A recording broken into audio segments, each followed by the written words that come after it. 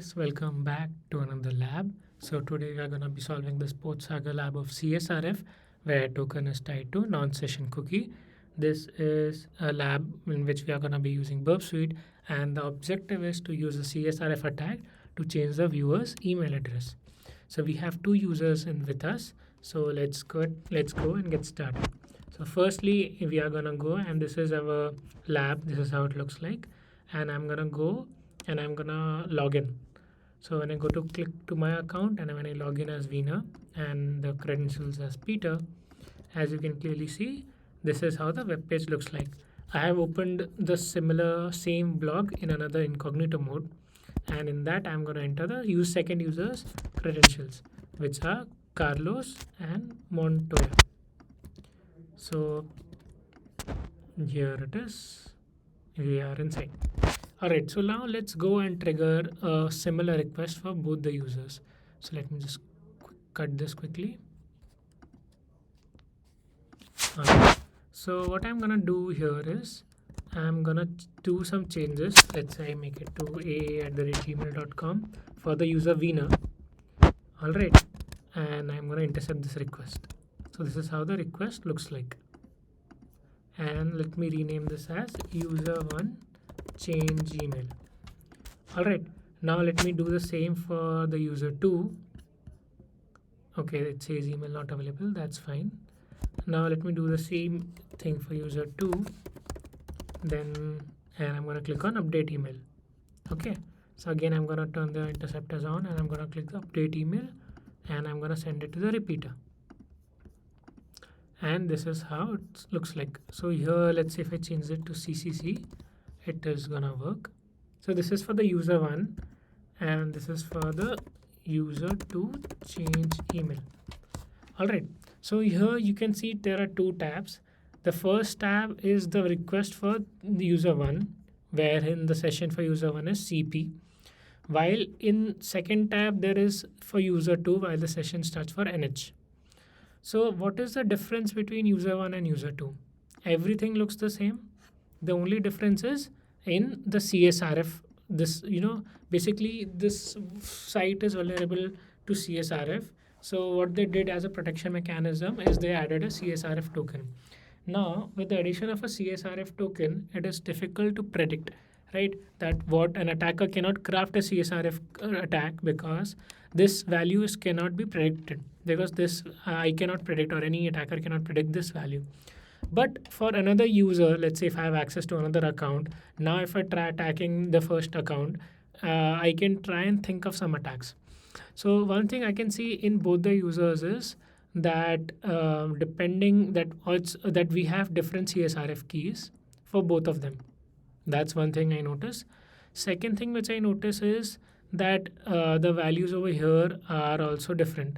It says QWO while it says QRO.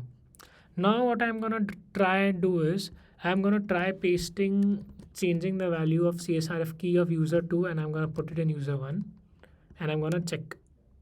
It says invalid CSRF token. That means this token and this token are corresponding to each other. That means this value will only work for this value. Okay, so basically what I'm going to check is, now I know this fact, so I'm going to go and change this here and send this. As you can see, it was successful. I was able to change it. So what this means is that I can put any user's CSRF key over here and I need to put exactly that user's CSRF token over here, then the request will go through. So what it also means is that the session, it is not tied to the session. That means what I again mean to say when I try to the session is that it doesn't matter which user you are. They have only made a pairing or value of this key and value. So they are only mapping this value and this value. Basically this and this should belong to the similar user, or else it won't work. Okay, that's all they're checking. They do not care who the user is. So I had access to, let's say, user 2. So I got these two values and I'm going to be pasting into user 1's values and it's going to work and everything's going to be the same. So I would be able to craft this successful attack because now this value is predictable because I was able to intercept this request. So I know the value for this. And I also know what value to put in here because I'm gonna put my own same value in that cookie. But the problem arises over here is in the fact that how do you change someone else's cookie? Right now, that is the parameter that is something which is difficult. How do you expect to change some other person's CSRF key cookie? So let's try and figure out how to do that, and let's think about that. So here, if I go to my account and let's say, let me log out first. Because we are okay, let's log out. Let's say if I search something, see, we need to figure out some functionality in the blog. So one is view post, one is home. I see a search feature, so I'm gonna try and searching something.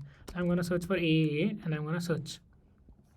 So as you can see, I'm gonna intercept this request in burp to look forward.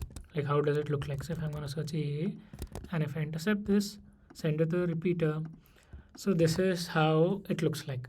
So as you can see, before in the change email requests, I couldn't see any last search term parameter as a cookie. But the very second I search something, I'm able to see this added new cookie. And whatever I search over here, let's say I search BBBB, it comes here as part of last search term cookie. All right. So now I see whatever value I put here is getting reflected here. So I'm gonna try and use some kind of tag or exploit, as in to change to basically this is last search term, right? So I'm gonna use some kind of attack in order to change the CSRF key, which is my objective. All right, why is changing my CSRF key the objective? Because I already know the CSRF token, and I also know the CSRF key. But once I'm able to implement the CSRF key to the victim's browser or to the victim, then everything would work, right? So what I'm gonna do is, if this is a get request, so basically first if I send this link to the victim and the victim clicks on this link or visits this link, automatically his last search term cookie would become BBB. Let's say even though the victim did not want to make his cookie like this, but he just clicked on this link and this last search term cookie became BBB. So just like that, I am going to try to make something similar for the cookie CSRF key. All right. So one attack which I can do, or if I am able to think of it, is the CRLF injection. So CRLF injection is carriage line return. Well, basically it's right. How to explain? It's like carriage return line feed injection. So a very good example for this would be here. So let's say if I have to encode this, let's say if I am saying subscribe to my channel. So over here, if I URL encode this, you can see %20, which belongs to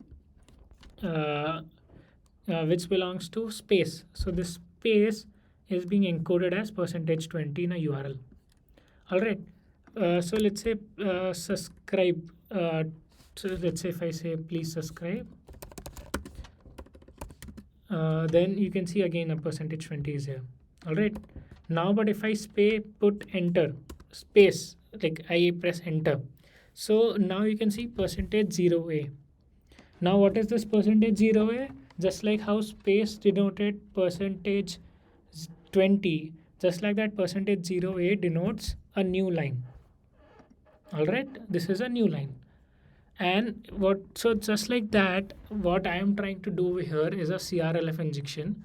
I'm going to enter a /r/n, and I'll give you a valid explanation for that.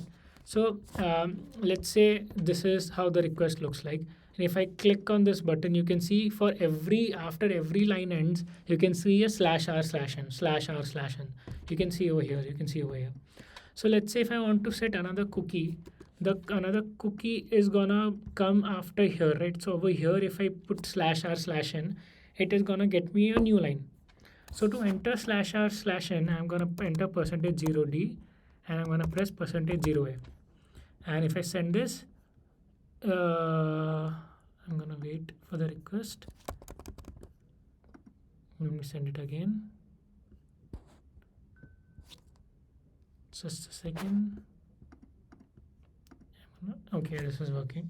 So basically my aim is to send this /r/n over here, And to send /r/n, I will need to send this CRLF. Okay, I need to do the CRLF attack. Okay, so as you can see, %0a. I'm gonna send over here %0d 0a. I don't know what's wrong over here, but let me try sending it again.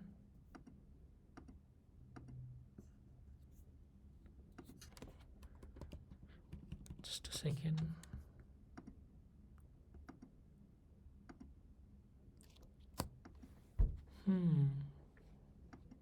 Something's wrong, guys. Let me just retry this operation one more time. So I'm gonna go over here and search for some word, and I'm gonna intercept this request, and I'm gonna send it to the repeater. Alright, if I send this, I'm gonna get a response. Cool. And in this response, I'm gonna put this /r/n. So I'm gonna be putting %0d, %0a, and let's see if I put hello. Then I don't get any response. Okay, let me try and okay, so let me try and copy this thing one more time. I'll just copy this thing. So rather than sending hello, I'll send set cookie, and I'm gonna put some value, and let me send this. Okay, now it worked. Okay, so basically, again, why did this issue happen? I'll explain again. So basically, when I am setting a value over here, it is expecting me, it's expecting a header, and that header is in a format of something : something. Okay, so I cannot just put anything. So if you can see all the headers, it says content length and 344. But if I remove this colon, right, you can see I would again not get any response because it is expecting a colon. So that's why I got this issue. Okay, so now our aim was, see, now I'm able to set up 2 cookies. So what was our aim? Our aim was to set up, so over here this /r/n is this %0d 0a, which I set. Now our aim is to change the CSRF cookie, like to change the CSRF value. So rather than last search term, I would add the name as CSRF key. So once I do send this, as you can see, I'm able to set that user's CSRF key to this value. All right. Now, one more concept for this would be how. So, for example, when I log in. All right. So let's say when I log in. So I'm going to quickly log in. I'm going to go to my account and allow me to log in. So when I log in over here, just have a quick look at the request. Okay, so when I log in, you can see it. The only reason why it is vulnerable to CSRF is because it says same site attribute as none. All right, so basically what I want to do is, if I do not set that same site attribute as none, this cookie won't be shared. All right, so even though in our case we don't need it exactly, because once it is set, it was set with same side as none only. But for better understanding why I'm using the same side as none is because when same side is lags, let's say same side is, let's say, strict, for example, then if a victim is gonna be an attacker is gonna be sending an request, right? Let's say I want to craft the CSRF request, so that thing won't even go ahead. That thing won't go forward. Why it won't go forward? Because that cookie won't be sent. The cookie is only sent in the case of same side equal to none for post requests. All right, so that's the reason I'm gonna be setting a value of semicolon, then I'm gonna be setting same side equal to none as well. All right, so once I send this, this is how it's gonna be looking like when I have sent the cookie with the same side as none. Now it is fine. So now whenever CSRF is done, this cookie would automatically be shared over. So basically I have this ready. Now what I am ready with everything. I have the parameters, I have everything. All right, so now what I'm gonna do is Okay, let me change it to something that's I know. For user 2, I'm just copying pasting. Everything is the same. So for user 2, I know the CSRF key and the CSRF token also, like both which I want to send. So yep, now everything is ready. Now I'm gonna go to the exploit server. I'm gonna copy the simple request which is there publicly available for everyone. I can use the burp pro extension also. So for that, I just need to go right click, engagement tool, generate a CSRF POC, copy and paste it. But let's not do it. Let's do it for the ones who have a free account. All right. So this is how the normal request looks like.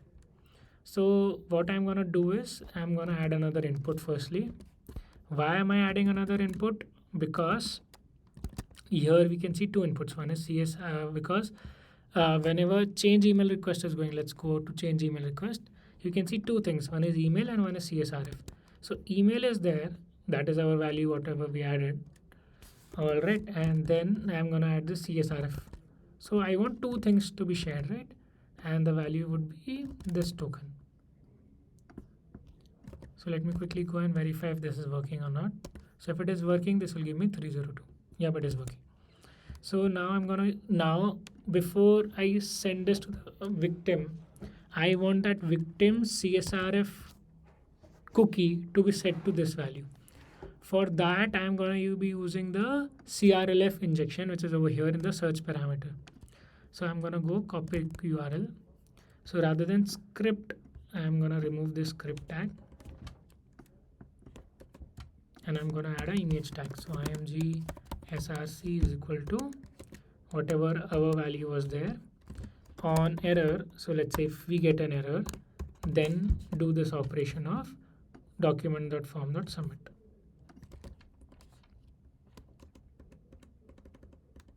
All right, and I'll close the image tab and let me store this. Okay, so I'll quickly do the POC on me first and then I will do it ahead. So as you can see, currently I'm winner. My email is CCC. All right. Is my proxy turned off? Okay, seems good. Let me change it to AA. Okay, the exploit server is taking some time. Let me open another one. Let me store this. Okay, now we have stored it. So again, I'll explain you. Two inputs. Why? Because we want two values to be going. All right. And why am I using an image tag? Because my objective is to first send and to first change the victims. Here I'll change the change victims cookie. So only after I've done this operation of changing the victim's cookie, then I would go ahead and do this operation of mine of CSRF attack. All right. So here is the reasoning, and if I click on view exploit, let's see if it works on me. So it didn't. Okay, I'm facing some issue. So let me check what did I do wrong.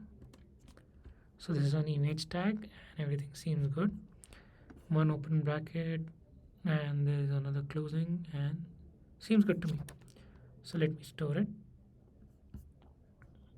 View exploit. So as you can see, when I clicked on okay. So what went wrong, I'll explain again. So we have our POC ready, but what I forgot to change is that this thing needs to be changed to whatever we want. So this thing, right, this URL, this is where we want to attack. So this is gonna be changing to, let me just copy this URL. Again, a silly mistake on my end. Yep. Now I'm gonna store this. Now let me click on view exploit. So if I click on view exploit, my email should be changed to something else. So it says invalid CSRF token. Why? Let's check again. Let me go to this account. Let me go and intercept it. Yeah, let me click on update email. This is how it is going. Let me send it to the repeater. Okay, so the CSRF token value is this. So the value for our CSRF token is correct, and the CSRF key value is this XB. Okay, so I messed up the value for this. So the value is this one. So the CSRF key value is XB till G. As you can see over here, XB till G. That is the value. Alright, now let me store this. Now when I click on view exploit, as you can see, my email was changed. Hence, proving that this exploit is successful. So first use it on yourself and then use it on other person. Now I'm done with this. Now I can store it. And when I click on deliver victim to deliver exploit to victim, we have solved the lab. So again, so two concepts we did in this. Firstly, we use CRLF injection and we use CSRF. Now again, why did we use the image tag? Explanation for that is that first I want the get request to set up that victim's cookie, and after this is done, it will give an error and then I'll send this. So why did I not just send it normally before? Because I do not want the operations to happen parallelly, because I want that operation 1 to finish it up, then the operation 2 to begin. Only because if I send this before with the different CSRF, let's say the victim CSRF value, if I send it before only, then it won't work. Alright, so that's the reason I did it this way. I hope you liked this video. Please like, share and subscribe, and I'll see you next time.